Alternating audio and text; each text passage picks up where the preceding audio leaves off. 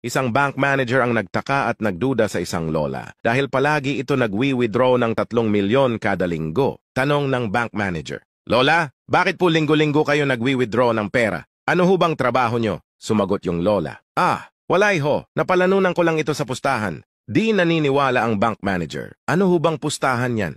Parang di naman po kapani-paniwala." Sumagot ulit yung lola, "Sige, magpustahan tayo. 50K. Ang pusta ko ay square yang hugis ng itlog mo. Babalik ako bukas at magdadala ako ng kasama," sabi ng bank manager. "Sige, deal. Alam ko naman hindi square itlog ko eh. Malalaman natin bukas," sagot ng matanda. Kinabukasan bumalik ang lola at may dalang kasama. Hinubad na ng bank manager ang kanyang pantalon at hindi hugis square ang itlog nito kaya binigyan ng lola ng 50K ang manager. Sabi ng bank manager, "Paano ho kayo nagkakapera dun talo naman kayo?" Umulong yung lola. "May pustahan din kami nitong kasama ko. Sa halagang 500K, ipapakita mo ang itlog mo sa amin."